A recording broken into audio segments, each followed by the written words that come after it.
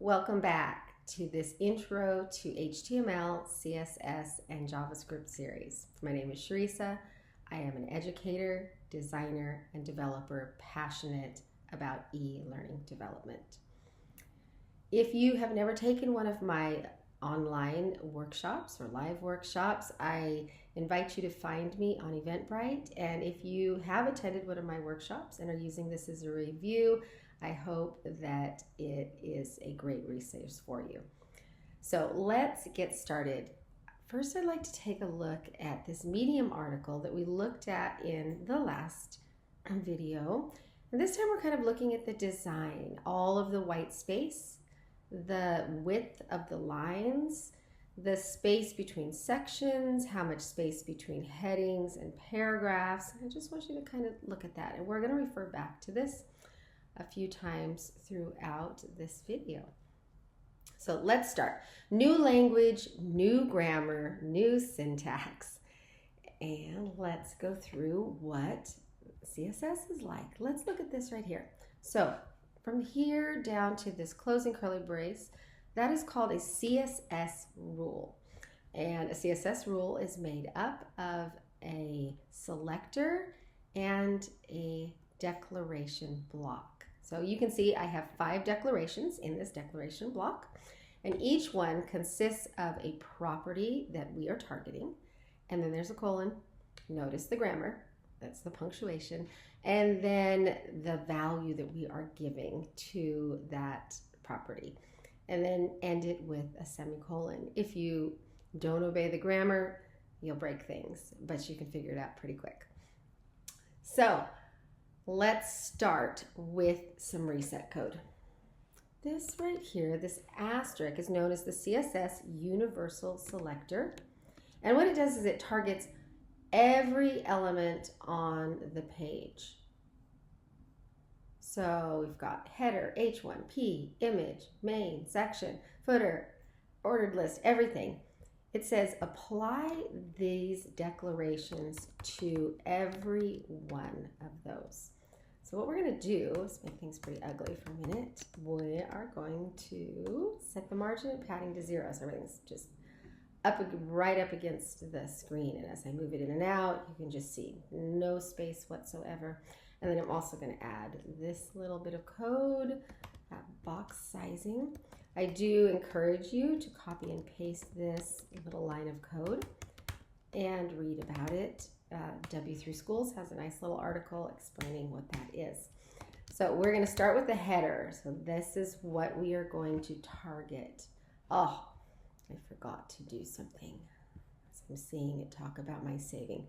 So I would like to fork this, change this to working CSS, make sure and save it, make sure my behaviors are all set to green on. Okay, much better. Okay, so we are going to use header as our selector, and then inside of our declaration code block, we're going to write our first declaration with the property of background. It means we are going to change something about the background. So there's a lot of things you can change about the background. We're going to just do a color. I'm going to choose teal. If you would like to use a different color, I recommend you take a look at this site. There are 140 color names that you can use and their corresponding hex codes. You, of course, can choose a color from any color palette. I am also going to show you color.adobe. Great place to create a color palette. My favorite thing to do is to go to extract theme and select a file. And here, I've got this one on my desktop, my babushkas. So and it's just gonna make us a color palette. Now this is a pretty interesting picture. And you can see as I choose different ones, different colors. So obviously mapping out what kind of image you import.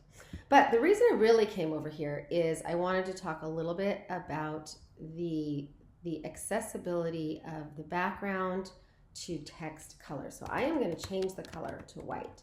And that is because the black doesn't have enough contrast. So let's look at this. This is under Accessibility Tools on color.adobe. I am going to put in the hex code for teal and change this out to, okay, and you can see it passes when we have white, but let's change it to black. And there you go, it fails. And although the text that I will be using in this background for the heading is big enough that it passes, I'm going to use that same color in the footer, and that text is going to be small, so it would not pass. So I want to use repetition. I want the header and the footer to be the same, have the same background and color. And so thinking ahead, that's not going to work. So we're going to use white. Another thing that I'd like to do is give it a minimum height of 40 viewport height. This is a percent. You don't actually type percent, but it is in percents. So I'm going to add that. Let's do a text align center, and there we go. Things are looking a little better. Okay, we need some padding for sure. Let's do 4 rem top and bottom, 2 rem left and right. We can go to padding, shorthand CSS to this article in W3 Schools, and it will explain that shorthand. I could set all the padding just to 4 rem, and what would happen is when I come in tight like this, I would have margins bigger than what I want. So let me show you. So I don't quite want that 4 rem to be maintained when I'm on small screens. So left and right, I want 2 rem. And if we look at this article about shorthand, you can set the padding top, right, bottom, and left all separately, or you can set all 4 of them at once, and the order runs clockwise, starts at 12 o'clock, so top, then goes to the right to 3 o'clock, 6 o'clock, so that's bottom, and then left. That's the order when you're using the shorthand. This is the shorthand that I am using. So when there's 2 values, you can see here, the first value is top and bottom, and the next value is right and left. Okay, so that's true for margin, that shorthand, and the shorthand's used for quite a few of our properties in CSS. So you can kind of get familiar with looking at the W3 Schools to see how that works for different things. Okay, so we've got a good start here.